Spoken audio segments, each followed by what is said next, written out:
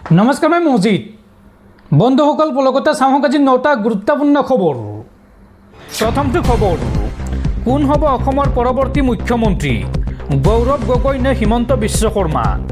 এই সন্দৰ্ভত ভোট বাইবৰ দ্বিতীয় সমীক্ষা প্ৰকাশ পাইছে। এই সমীক্ষাত কি কোৱা হৈছে চাওঁ আহক।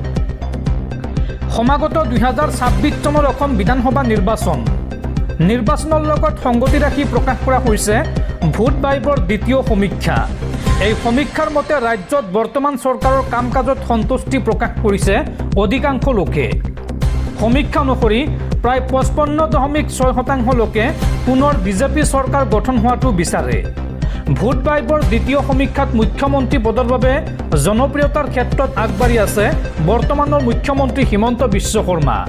কিন্তু তাৰ মাজতে মুছলমান ভোটাৰৰ মাজত এতিয়াও জনপ্ৰিয় হৈয়ে ৰৈছে কংগ্ৰেছৰ সাংসদ গৌৰৱ গগৈ। প্ৰায় 65% মুছলমান ভোটাৰে মুখ্যমন্ত্ৰী ৰূপে বিচাৰে গৌৰৱ গগৈক। উল্লেখযোগ্য যে ভোট বাইবৰ সমীক্ষাত মুখ্যমন্ত্ৰীৰ বিতৰ্কিত মিয়া মন্তব্যক লৈও জনমত লোৱা হয়। আৰু এই সমীক্ষাত 55.4% লোকে মুখ্যমন্ত্ৰীৰ বিতৰ্কিত মিয়া মন্তব্যৰ সমৰ্থন কৰিছে। আনহাতে 21.7% লোকে এই মন্তব্যৰ বিৰোধিতা কৰিছে আৰু 22.8% লোকে এই বিষয়ত কোনো মতামত দিয়া নাই।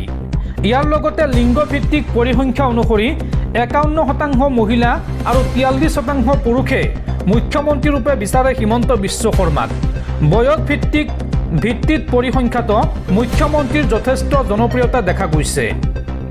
55 বছৰৰ ঊৰ্ধৰ 60%, 35-ৰ পৰা 44 বছৰ বয়সৰ 54%, 45-ৰ পৰা 54 বছৰ বয়সৰ 51% আৰু 25-ৰ পৰা 34 বছৰ বয়সৰ 48% ভোটাৰে হিমন্ত বিশ্ব শৰ্মাক পুনৰ মুখ্যমন্ত্ৰী ৰূপে সমৰ্থন কৰিছে।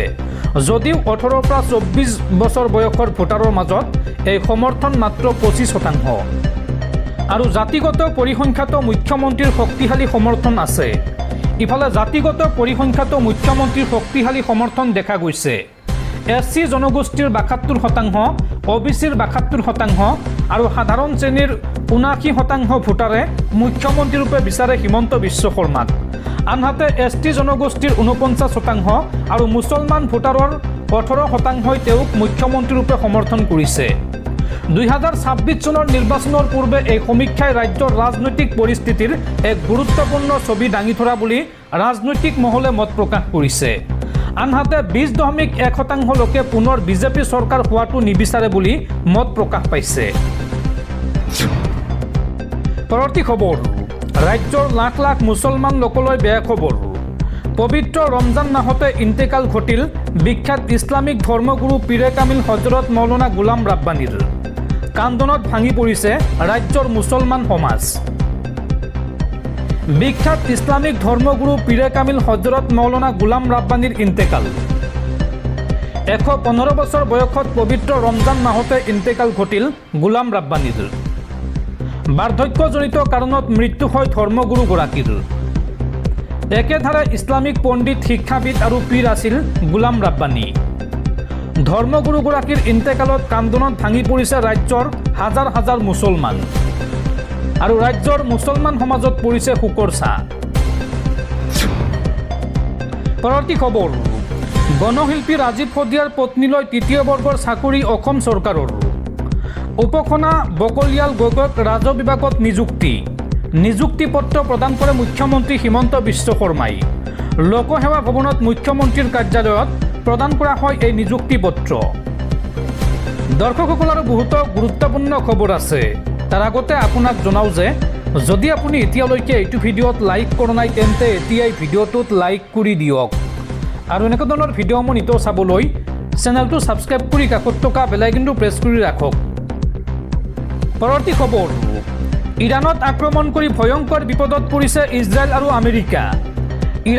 ইৰাণৰ ওচৰত হাৰ মানিবলৈ বাধ্য হৈছে আমেৰিকা আৰু ইজৰাইল। ক্ৰমাৎ শক্তি কমি আহিছে ইজৰাইল আৰু আমেৰিকাৰ। আৰু এই মুহূৰ্তত এই যুদ্ধ বন্ধ কৰিবলৈ ব্যাকুল হৈ পৰিছে মাৰ্কিন ৰাষ্ট্ৰপতি ডনাল্ড ট্ৰাম্প আৰু ইজৰাইলৰ প্ৰধানমন্ত্ৰী বেঞ্জামিন নেতানিয়াহু। কিন্তু এই মুহূৰ্তত হুংকাৰ দিছে ইৰাণে যে যুদ্ধ তোমালোকে আৰম্ভ কৰিছা আৰু শেষ আমি কৰিম। তোমালোকে বিচাৰিলে যুদ্ধ শেষ নহ'ব। আৰু যুদ্ধ বন্ধ কৰা সন্দৰ্ভত ইৰাণে বান্ধি দিছে তিনিটাকৈ বৃহৎ চৰ্ত। যদিহে এই চৰ্ত মানি লয় আমেৰিকাই, তেন্তে এই যুদ্ধ বন্ধ হ'ব পাৰে, অন্যথা ভয়ংকৰ আক্ৰমণ চলোৱা হ'ব ইজৰাইল আৰু আমেৰিকাৰ ওপৰত। চাওঁ আহক এই সন্দৰ্ভত সবিশেষ। এই মুহূৰ্তত ভয়ত কঁপিছে মাৰ্কিন ৰাষ্ট্ৰপতি ডনাল্ড ট্ৰাম্প। যুদ্ধ বন্ধ কৰিবলৈ বাৰে বাৰে কৰিছে আহ্বান। ইৰাণে দেখুৱাইছে পাৱাৰ। ইৰাণৰ শক্তি দেখি ভয়ত কঁপিছে আমেৰিকা আৰু ইজৰাইল। ইৰাণে বান্ধি দিছে এই সন্দৰ্ভত তিনিটাকৈ বৃহৎ চৰ্ত। এই চৰ্ত তিনিটা মানিলেহে ইৰাণে যুদ্ধ বন্ধ কৰিব পাৰে। ইৰাণে এই সন্দৰ্ভত মন্তব্য কৰি কৈছে যে এই যুদ্ধ তোমালোকে আৰম্ভ কৰিছে আৰু শেষ আমাৰ মতে হ'ব। বৃহৎ ভাবুকি ইৰাণৰ নতুন সুপ্ৰিম লিডাৰ মুস্তফা খামেইনিৰ। তিনিটা চৰ্ত পূৰণ হ'লেহে বন্ধ হ'ব ইৰাণৰ আক্ৰমণ, অন্যথা অধিক জোৰদাৰ ৰূপত চলিব আক্ৰমণ। ইৰাণৰ ৰাষ্ট্ৰপতি মাছুদ পেজেছকিয়ান আৰু জ্যেষ্ঠ নেতাৰ এই সন্দৰ্ভত বৃহৎ সিদ্ধান্ত। আমেৰিকা আৰু ইজৰাইলক কি চৰ্ত বান্ধি দিছে ইৰাণে, চাওঁ আহক। প্ৰথম চৰ্ত, মধ্যপ্ৰাচ্যৰ পৰা স্থায়ীভাৱে আঁতৰাব লাগিব মাৰ্কিন সেনাৰ ঘাটি। কোনো মাৰ্কিন সেনা থাকিব নোৱাৰিব মিডল ইষ্টত। ইৰাণৰ বৈদেশিক মন্ত্ৰী আব্বাছ আৰগাছিৰ এই বৃহৎ দাবী। মাৰ্কিন সেনাৰ উপস্থিতি দেখিলেই ইৰাণে কৰিব আক্ৰমণ। দ্বিতীয়টো দাবী, স্বাধীন পেলেষ্টাইনৰ দাবী। 2 নম্বৰত কোৱা হৈছে স্বাধীন পেলেষ্টাইনৰ দাবী। গাজাত আৰু বিন্দুমানো আঘাত কৰিব নোৱাৰিব ইজৰাইলে। দিব লাগিব স্বাধীন পেলেষ্টাইন। 3 নম্বৰ দাবী, পৰমাণু বুলি আৰু কোনো প্ৰশ্ন কৰিব নোৱাৰিব আমেৰিকা ইজৰাইলে। আঁতৰাব লাগিব সামৰিক বাধা। সামৰিক শক্তি বৃদ্ধি কৰাটো আমাৰ দেশৰ অধিকাৰ, এই মন্তব্য ইৰাণৰ। ইয়াত কোনো হস্তক্ষেপ সহ্য কৰা নহ'ব। এই চৰ্তসমূহ শুনি এতিয়া খঙত অগ্নিশৰ্মা হৈ পৰিছে মাৰ্কিন ৰাষ্ট্ৰপতি ডনাল্ড ট্ৰাম্প। নিৰুপায় হৈ পৰিছে ইজৰাইলৰ প্ৰধানমন্ত্ৰী বেঞ্জামিন নেতানিয়াহু। উল্লেখযোগ্য যে ইৰাণৰ হাতত এই মুহূৰ্তত প্ৰায় 10,000 কিলোগ্ৰাম খণ্ডিত ইউৰেনিয়াম আছে আৰু ইয়াৰে অতি উচ্চ মানৰ ইউৰেনিয়াম আছে 460 কিলোগ্ৰাম। ইৰাণে 60% প্ৰায় ইউৰেনিয়াম সমৃদ্ধ কৰিছে আৰু এই মুহূৰ্তত ইৰাণৰ পাৰমাণৱিক বোমাৰ ক্ষমতা 5ৰ পৰা 10টা। মাত্ৰ 1ৰ পৰা 2 সপ্তাহৰ ভিতৰত 90% সমৃদ্ধ কৰিব পৰা যাব এই পাৰমাণৱিক বোমাসমূহ। ইৰাণে তাত্ত্বিকভাৱে 5ৰ পৰা 10টা পাৰমাণৱিক বোমা তৈয়াৰ কৰিব পাৰে আৰু 60% সমৃদ্ধ ইউৰেনিয়ামক লৈ এই দাবী বিশেষজ্ঞসকলৰ।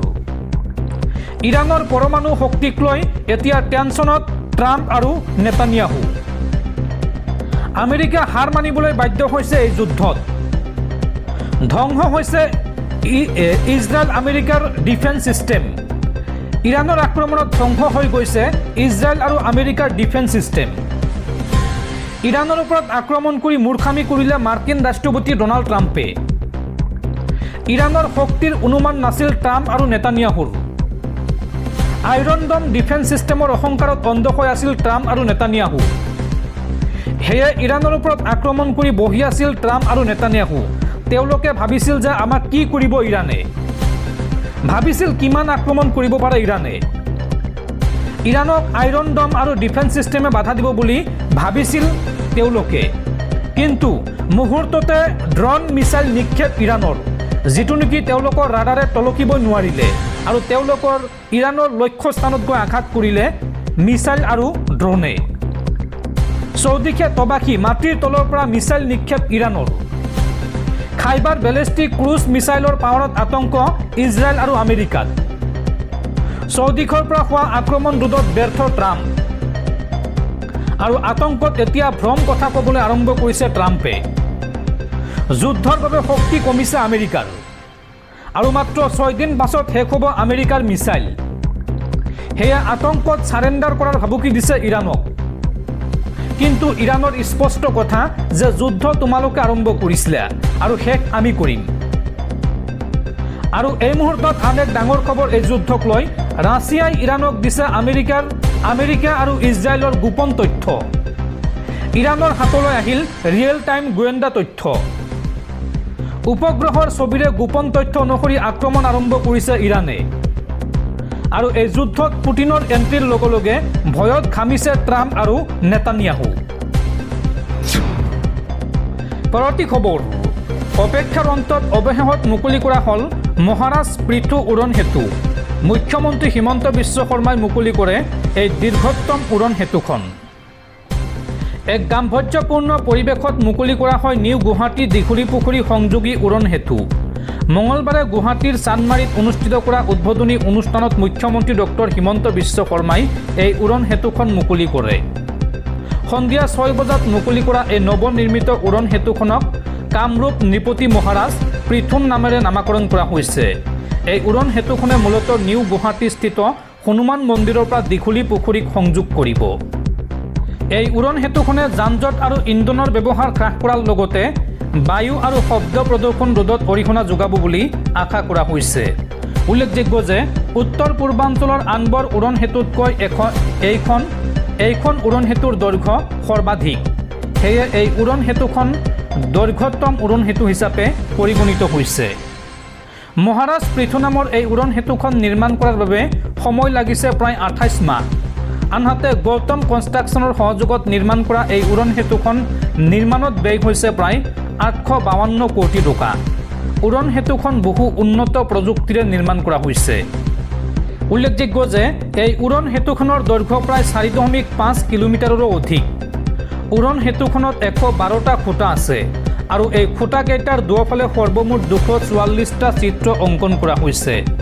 উৰণ সেতুখনৰ খুঁটাসমূহত খোদিত কৰা হৈছে অসমৰ চহা গ্ৰাম্য সমাজ জীৱনলৈ জড়িত বহুতো ছবি। একেদৰে স্থানীয় চৰাই চিৰিকটি তথা পশু পক্ষীৰ ছবি অংকন কৰা হৈছে এই উৰণ সেতুখনৰ লগতে খুঁটাসমূহত। তাৰোপৰি গুৱাহাটীবাসীৰ চিৰ পৰিচিত চান্দমাৰী সেই বিখ্যাত ৰটাৰীটো কৰা হৈছে দেখনীয়াল। বাঁহেৰে নিৰ্মিত বিবিধ সামগ্ৰী এই ৰটাৰীটোত সন্নিৱিষ্ট কৰা হৈছে, যাৰ বাবে আটকধুনীয়া দেখা গৈছে এই ৰটাৰীটো। পৰৱৰ্তী খবৰ, এয়াই ভাৰতৰ 56 ইঞ্চিৰ বৈদেশিক নীতি নেকি, য'ত আমেৰিকাৰ অনুমতি অবিহনে আমাৰ দেশৰ বাবে আমাৰ চৰকাৰে খাৰুৱা তেল ক্ৰয় কৰিব নোৱাৰে। সংসদত এই প্ৰশ্ন সাংসদ গৌৰৱ গগৈৰ। পৰৱৰ্তী খবৰ, বৰপেটাৰ ফখৰুদ্দিন আলী আহমেদ মেডিকেল কলেজৰ নাম সলনি।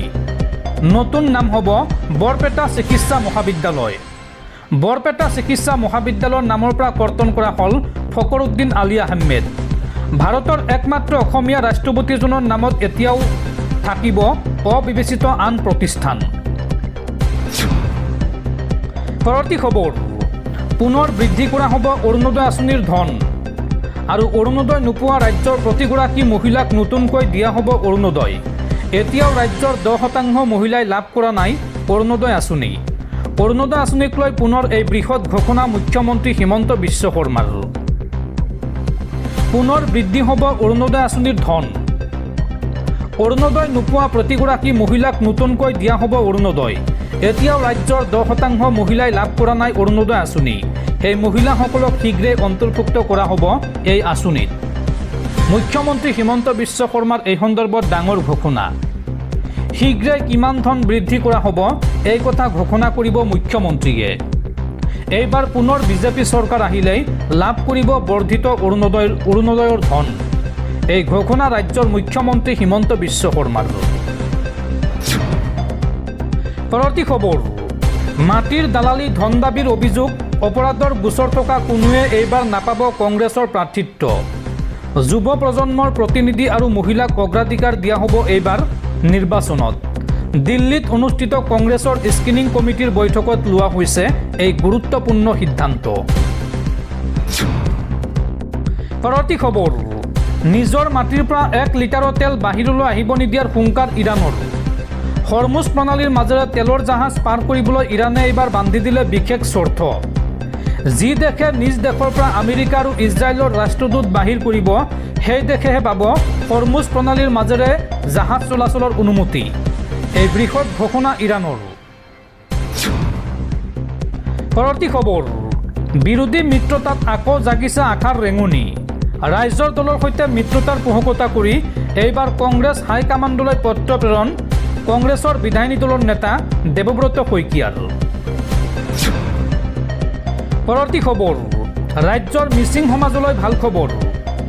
আলি আয়ে লৃগাঙক ৰাজ্যিক বন্ধ হিচাপে স্বীকৃতি অসম চৰকাৰৰ।